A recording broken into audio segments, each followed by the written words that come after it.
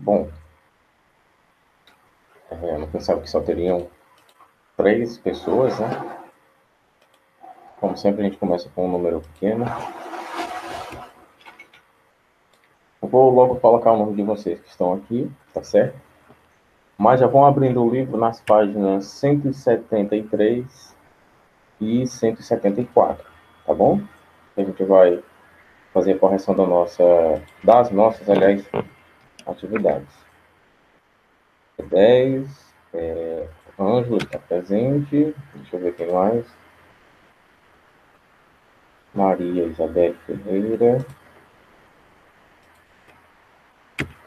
Lívia Maria, Cecília, número 6. E deixa eu ver quem mais. Cecília, Lívia, Isabelle e Rian. Por enquanto, só esses. Tá bom. Bom, como eu falei, páginas 173 e 174 para a gente corrigir, tá bom? Livro de História, tá bem?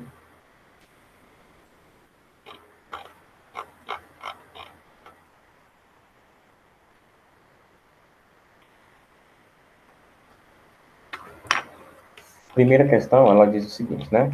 Antes da gente entrar nas nossas questões, fazer aquele nosso ritual de sempre de contextualizar o assunto que a gente estava vendo, né? Nós estávamos vendo a ocupação das Américas e a independência das 13 colônias americanas. Eram colônias da metrópole inglesa, a Inglaterra, aliás, a Grã-Bretanha colonizou esse território norte-americano e, como a gente pode notar, usou dos impostos que eram aplicados às colônias para tentar se recuperar financeiramente de uma guerra civil pela qual a Grã-Bretanha havia passado. Por meio dessa cobrança de impostos, que nós podemos notar que houve o início desse sentimento de patriotismo norte-americano.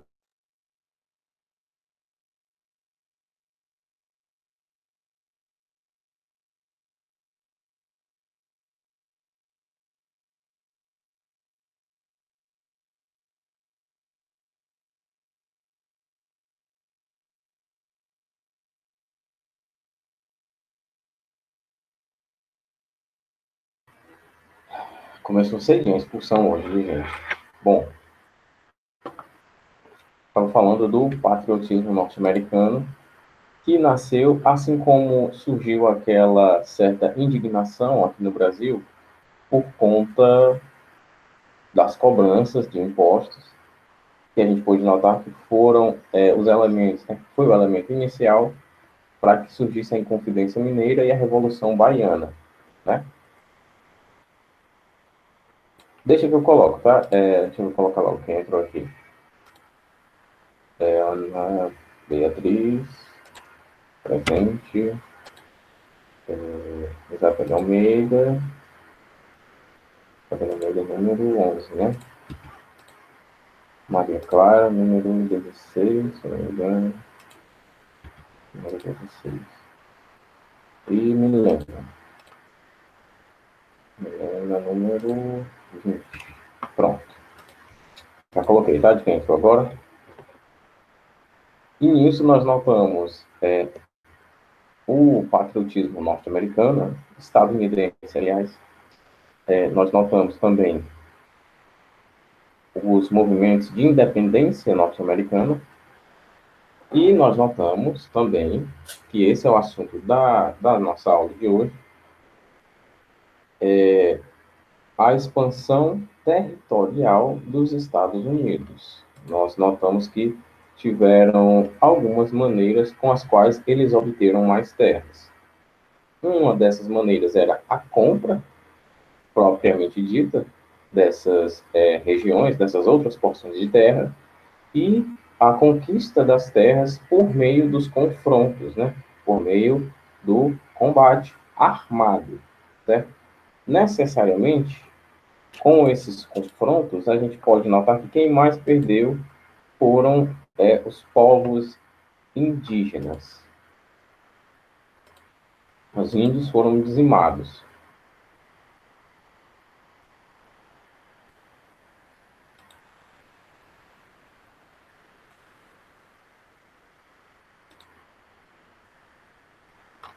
Então, vamos lá. Página 173, primeira questão. Contextualize os anos seguintes à independência dos Estados Unidos. Em 1776, caracterizados pelo processo de expansão territorial. Só uma perguntinha. 174. Eu já sei que ninguém mandou essa atividade pelo Google Sala de Aula, tá bom? Mas alguém fez e esqueceu de mandar? Porque assim, a atividade foi postada, pessoal, dia 7 de agosto, né? Sexta-feira passada. E ninguém mandou ainda.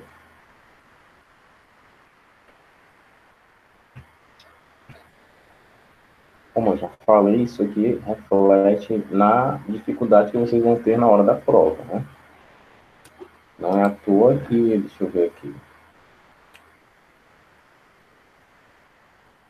dessa turma aqui nós tivemos algumas notas baixas e quase todo mundo tirou um 7 na avaliação bimestral, na disciplina de História e Geografia, que eu estou falando.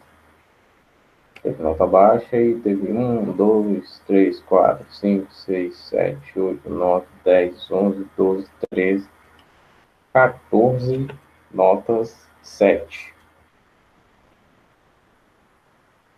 Aí, quando vocês deixam de mandar as atividades, fica extremamente complicado. Como ninguém fez e ninguém mandou, vou só dar uma reexplicada nessas questões e a correção vai ficar para quando uma fatia de vocês mandar, porque vocês estão muito acostumados a eu corrigir sem que alguns de vocês façam. E a gente vai parar com isso por aqui, tá certo? Vou só explicar essa atividade de novo e a gente vai continuar a leitura sobre a Guerra Civil Americana, tá certo? Bom, sobre a primeira questão, o que é que eu quero que vocês façam, tá? Embora o prazo já esteja vencido, ainda dá certo, tá bom? Façam e me mandem. Inclusive, eu vou cobrar essas questões aqui na prova, tá bom? Você tem que me falar sobre os anos seguintes, como a questão diz, sobre o que é que marcou esse período. Depois da independência dos Estados Unidos, o que é que nós temos ali de mais marcante? Yasmin, primeira aula é comigo aqui, toda segunda-feira, tá bom? História no oitavo ano.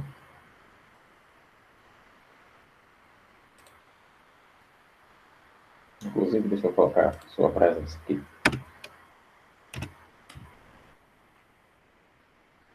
Bom, vamos lá.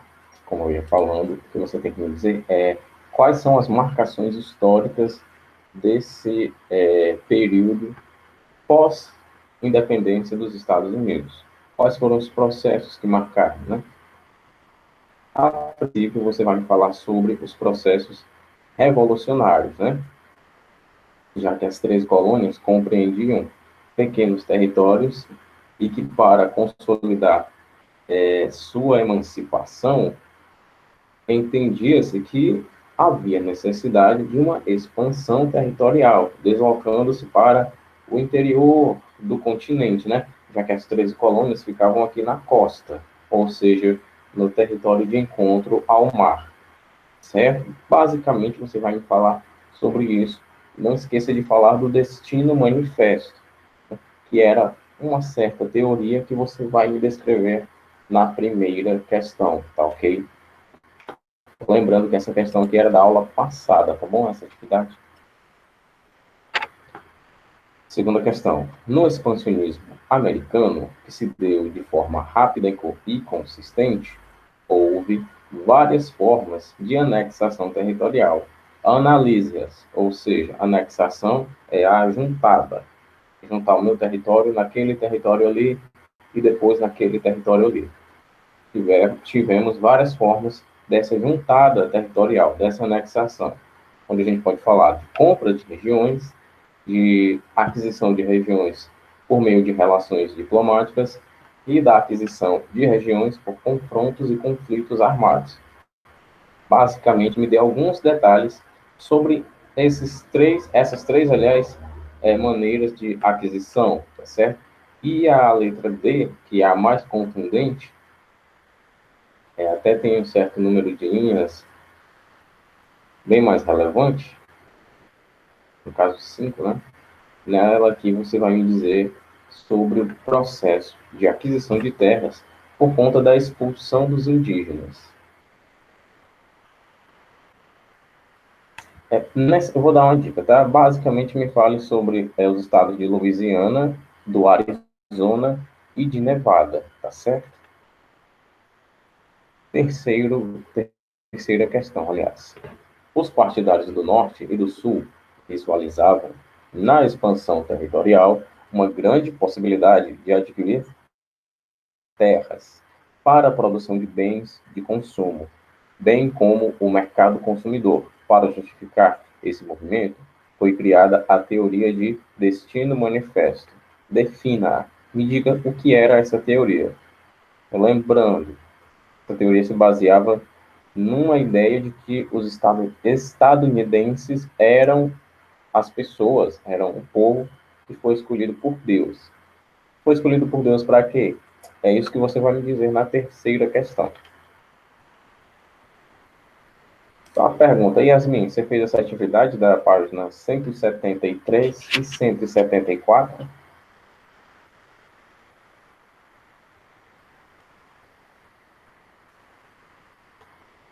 Yasmin? Ou então a Caroline Ribeiro? Não fez também, né? Tá certo. Continua. Mas pelo menos alguém tivesse feito, até que eu ia corrigir, mas como ninguém fez, então a correção vai ficar para sexta-feira, junto com outra atividade, tá certo? A partir da expansão, os Estados Unidos se fortaleceram economicamente. Comente esse crescimento econômico na região norte e na região sul. A resposta dessa questão aqui, eu posso até dizer onde é que está. Está bem na página 172, tá bom? Não vou nem explicar porque eu já disse onde é que está a resposta.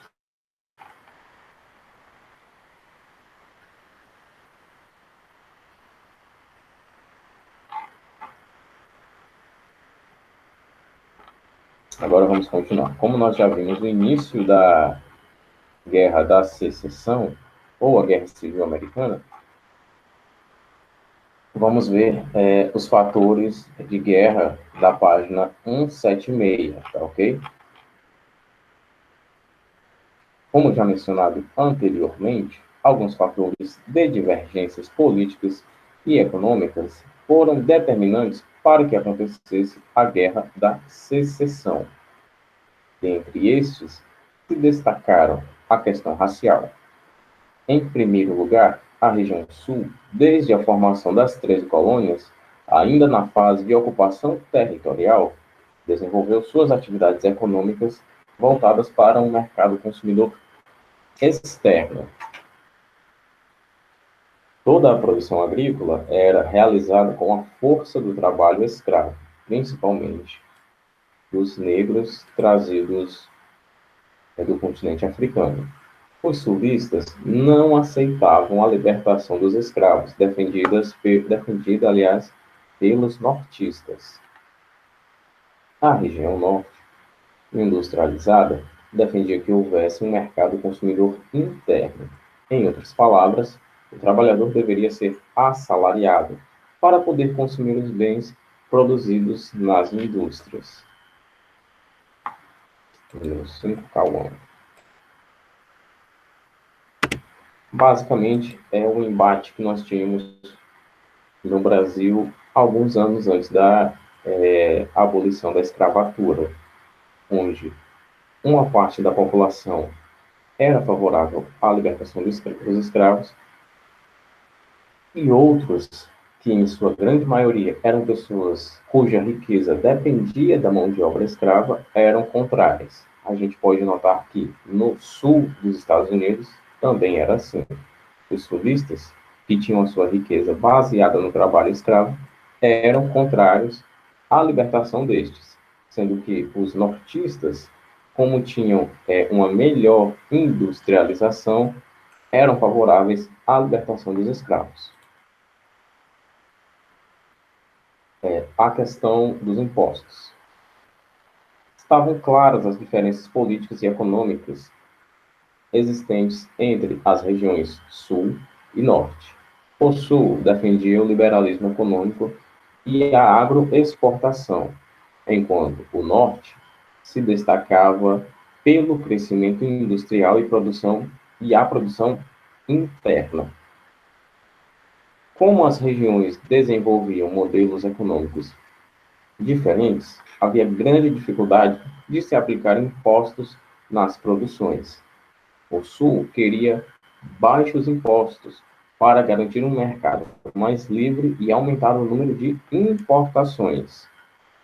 O Norte defendia o contrário, queria que houvesse uma maior taxação em cima dos produtos importados para proteger sua produção industrial da concorrência externa.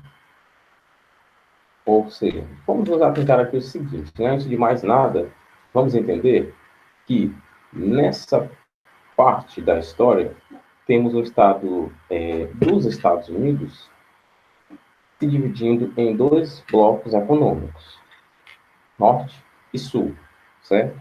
Vamos começar por aí. Onde ambos têm enormes diferenças. Um está, como que eu posso dizer?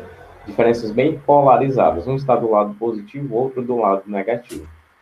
Vamos notar isso porque um tem uma economia baseada no mercado externo, exportação e importação. No caso, o Sul. Já o Norte tem um modelo econômico que se baseia no que a gente sempre chama nessas aulas de história de protecionismo. Protecionismo lembra proteção, né, professor? Proteção do quê? Do meu mercado interno, certo? Fechadinho aqui. Quando eu coloco, por exemplo, altas taxas nos produtos importados, né? Então, eles vão sair mais caro para quem está comprando, certo? Então, eu tenho esse produto aqui, vou pegar outro aqui. Tenho esse produto aqui, importado, certo? E tenho esse daqui, feito no meu país. Eu coloco uma taxa de imposto absurdamente alta, porém dentro da lei, nesse produto aqui, e esse daqui não vai ter essa taxa de imposto tão alta assim, tá certo? Esse daqui, obviamente, vai ficar mais caro. Esse daqui não. E esse daqui foi feito no meu país. Então, é melhor para o consumidor levar esse daqui, que é mais barato, né? E foi feito aqui. Então, olha só, esse produto aqui que veio de fora não vai ter tanta chance assim como esse daqui, certo? É isso. Essa é uma das linhas, esse é um dos ramos de inteligibilidade do modelo econômico do protecionismo. Proteger a economia interna, o mercado interno. Produzir e fazer com que essa produção circule no meu país, certo? Mercado interno, obviamente, vocês já deduzem isso. Mercado externo é o contrário, por exemplo, o que a Índia faz. É um dos maiores produtores de arroz e de milho do mundo, mas o que é comercializado em solo indiano é só aquilo que sobra das exportações, certo? Porque lá nós temos um modelo econômico de mercado externo. A economia de lá se baseia no mercado externo. São essas as diferenças aqui entre norte e sul que a gente está notando, tá bem? A questão das terras. O uso e a propriedade das terras foram outros problemas que dificultaram as relações entre as regiões norte e sul.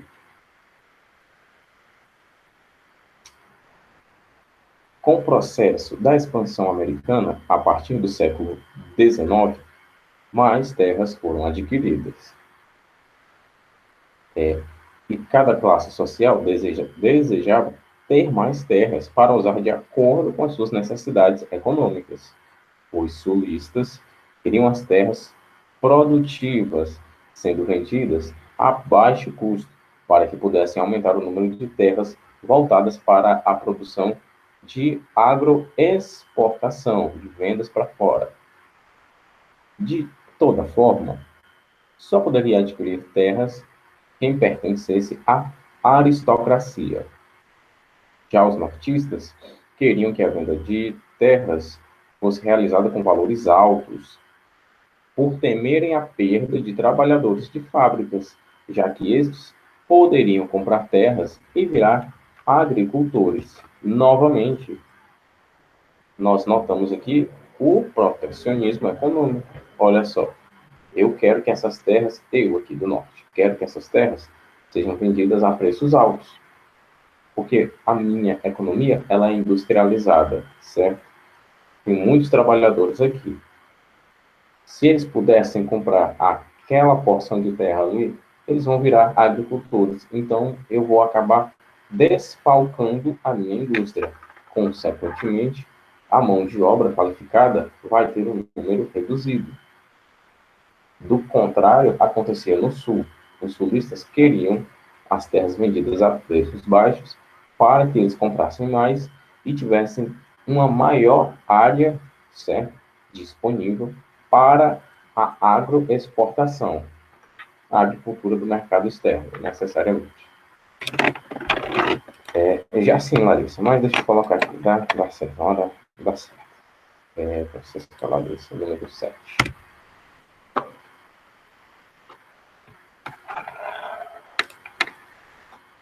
A gente está na página 177, tá? 177, na lei de Homestead. As regiões Norte e Sul passaram a disputar o apoio político e econômico do oeste dos Estados Unidos, onde existiam grandes fazendas produtoras de bens de consumo, como trigo, usando mão de obra escrava, mas em menor proporção do que no Sul. Temendo a rivalidade pelo trabalho escravo, o Sul resolveu ser contrário aos baixos valores cobrados pela aquisição de terras. O Norte, percebendo o fortalecimento do Oeste e visando enfraquecer o Sul e aumentar seu próprio mercado consumidor, apoiou a venda de terras baratas. Assim, então, assim, o então presidente Abraham Lincoln, em 1862, criou a Lei de Homestead, que consistia em dar posse de propriedade de 160 hectares, principalmente a imigrantes, que teriam de cultivar durante pelo menos 5 anos. Dessa forma, a política expansionista dos Estados Unidos se consolidou. Muitas terras concedidas a imigrantes pertenciam a nações indígenas e foram destruídas. Então, novamente aqui você nota aquele roubo de terras dos índios para favorecer os Estados Unidos no seu processo expansionista territorial e econômico. Muito disso é o que a gente pode notar na primeira fase do descobrimento do Brasil.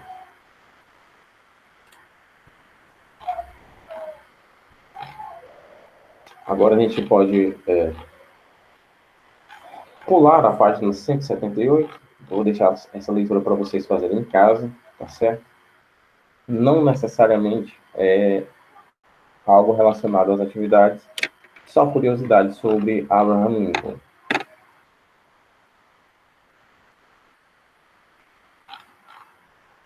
E a gente vai para a página 179, tá bem? Como vimos, muitos fatores provocaram o início da Guerra Civil Americana. A disputa pelas terras e pelo controle econômico. A criação de bancos nacionais vinculados ao norte e a construção de estradas e canais também acirraram a rivalidade, pois estes estavam sob controle da região Nordeste, que havia estabelecido uma aliança política com a região Norte. Mas, sem dúvidas, o principal motivo de divergência que levou à guerra foi a questão racial. Durante o processo de pré- e pós-independência, os estados do Norte e Sul conviveram com diferenças de opinião em relação ao uso do trabalho escravo. Para os sulistas, esse trabalho era barato e gerava uma boa produção, que era voltada para o mercado externo. Para os nortistas, a mão de obra escrava atrapalhava o fortalecimento industrial, por não serem consumidores desses produtos, uma vez que eram escravos e não tinham salário. A crise de 1857 dos estados nortistas aumentou as divergências, aliás, e a pressão sobre os estados do sul. Tiveram sérios problemas econômicos com a queda na exportação de cereais, o que afetou investimentos bancários. A solução, aliás, era aumentar o mercado consumidor, lutando pela abolição, transformando os escravos em empregados assalariados. Novamente, vamos nos atentar ao seguinte, novamente, mais uma vez. Como o Sul tinha uma política mercantilista externa, então ela não estava nem ligando se os trabalhadores iriam consumir os produtos, né? Aqueles bens de consumo que eram produzidos ali. Porque o nosso mercado é externo. Não tem muito interesse se esses trabalhadores aqui vão consumir ou não, porque quem tem que consumir é o pessoal de fora. A gente está exportando, a gente está vendendo para outros países. Já no norte, a história é do contrário. A gente tem um mercado, um modelo mercantilista que se baseia nas políticas comerciais internas. Então, se eu produzo bens de consumo para serem adquiridos aqui mesmo, eu tenho que ter uma população com condições para obter esses bens de consumo. E os meus trabalhadores são majoritariamente escravos. Então, é mais vantajoso para mim libertá-los, assalariá-los, para que eu tenha uma certa rotatividade produtiva, uma rotatividade econômica, para que eu tenha um capital de giro sendo produzido aqui nesse território. Porque se eu produzir para ninguém comprar, as indústrias vão quebrar. E a engrenagem industrial precisava continuar rodando ali dentro. Porque nós temos um modelo econômico desculpem, um modelo que se baseia no protecionismo. Mercado interno.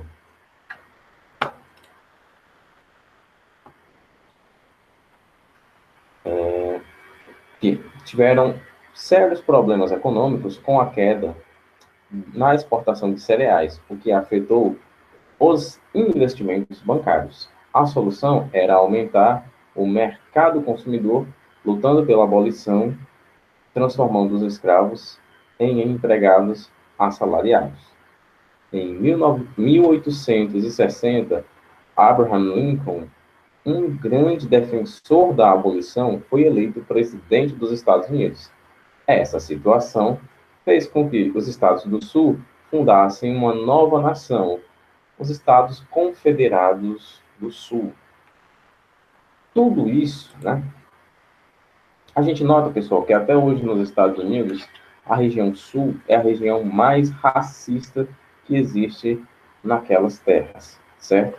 E a gente nota aqui o seguinte, prestem atenção na esperteza, né? Para não dizer na malandragem dos sulistas. Como eles tinham conhecimento que Abraham Lincoln era grande defensor da abolição dos escravos, ou seja, ele queria que os escravos fossem libertados, e eles viram que Lincoln foi eleito presidente, eles criaram um movimento separatista para desanexar o sul dos Estados Unidos. É algo como acontece aqui no Brasil. Caso vocês não saibam, há um movimento dos sulistas daqui também, curiosamente, né? Os sulistas aqui do Brasil querem separar os 3 estados do Sul da República Federativa do Brasil. Santa Catarina, Paraná e Rio Grande do Sul. Há um movimento que quer fazer com que esses 3 estados se unam num só estado federal e se separem do Brasil. E coisa mais engraçada, né? Porque se você for reparar bem, o sul do Brasil é basicamente feito de imigrantes, né? Gente que fugiu da fome na Europa. A gente nota portugueses, italianos, alguns alemães também. A base de formação do sul do Brasil é só de foragido. Foragido da guerra, foragido da fome, gente que não tinha trabalho, gente que veio atrás de condições de vida, gente que veio atrás de sobreviver. Aí você tem, né, uma população que é formada basicamente de foragidos, de todas as mazelas que a humanidade tem para oferecer, que vem aqui para o solo brasileiro, se instalar aqui e depois se acham tão superiores que querem separar os 3 estados do sul do Brasil da República Federativa do Brasil e formar um único país, como se eles fossem extremamente independentes de nós. Não é bem assim, certo? A princípio, a Constituição Federal de 88 já proíbe isso, né? Ou seja, já tem um documento que não autoriza esse tipo de ideia absurda. A gente nota que isso aconteceu nos Estados Unidos por medo olha só, o chefe do Poder Executivo, presidente da República, é defensor da libertação dos escravos. E a gente quer que os escravos continuem sendo escravos. Então, a gente tem que se separar desse país. Vamos criar o nosso país aqui. O que foi que eles criaram? Os Estados Confederados do Sul. Até hoje, pessoal, só lembrando, até hoje, o sul dos Estados Unidos da América é a região mais racista daquele país, certo? Stephanie, eu não vi você chegar, tá bem? Eu vou colocar sua presença aqui, tá bom, minha querida? Presença. Pois é, o Nordeste é mais hardcore. O Nordeste sim daria um excelente país. Né? O Nordeste seria sensacional. Eu iria adorar, particularmente.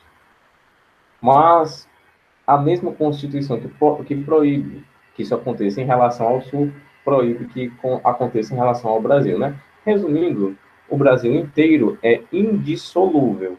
Não vai ser retirado nenhuma parte, né? Nenhuma cidade, nenhum estado, nenhuma rua que pertence ao solo brasileiro vai sair desse pertencimento, exceto que haja uma nova Constituição, né? Uma nova Assembleia Constituinte. Sem uma nova Assembleia Constituinte, o Brasil que nós conhecemos hoje, dia 10 de 8 de 2020, vai continuar sendo esse mesmo Brasil, tá certo? Sim, tem holandeses, tem poloneses, tem alemães, tem italianos, tem portugueses, tem gente de todo lugar do Brasil, né? Aliás, de todo lugar do mundo que veio se instalar no Brasil. Continuando.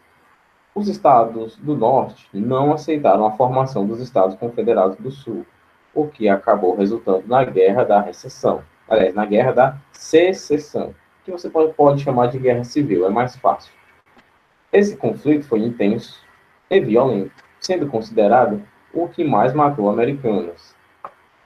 970 mil pessoas morreram, das quais 610 mil eram soldados, a maioria do Exército do Sul. Afinal, aliás, ao final dos combates, os exércitos do Norte, mais equipados e com maioria, que barulho é esse? Derrotaram o Sul, acabando com os Estados Confederados do Sul e unindo os Estados Unidos da América.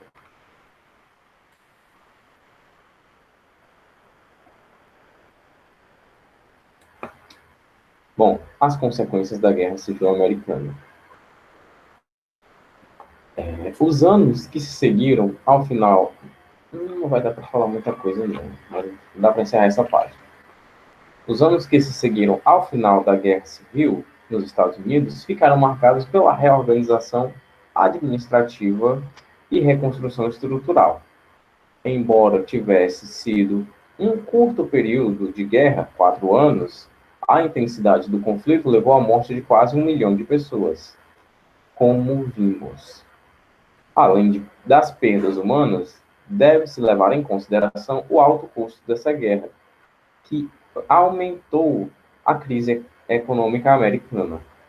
A Guerra Civil serviu para reunificar o Estado americano, mas problemas como a atividade econômica predominante, o uso das terras e a questão racial permaneceram presentes na sociedade americana.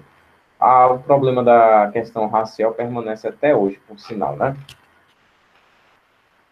Bom, gente, a gente tem bem menos de 1 minuto. Eu vou encerrar por aqui na página 179. Não esqueçam da atividade das páginas 173 e 174, tá bom? Eu quero ver essa atividade devolvida no Google Sala de Aula, tá bom? Eu vou só falar o nome dos alunos presentes, tá? Se eu não falar o seu, coloque seu nome aqui no chat, tá bom? Ana Beatriz, Ângelo Rian, Antônio Cauã, Larissa Pereira, Cecília Paz, Lívia Maria, Maria Clara, Maria Isabelle, Caroline Ribeiro, Milena e Stephanie. Deixei de chamar alguém? Não, né? Chamei todo mundo, não foi? Bom, então vou ficando por aqui. A gente se vê em 40 minutos com a aula de geografia, tá bom? Até já, pessoal. Yasmin e Isabelle Almeida. Pulei vocês duas, tem razão. Yasmin e Isabelle Almeida, tá bom? Realmente eu esqueci. Esqueci de falar, mas eu já tinha colocado, tá? Até já.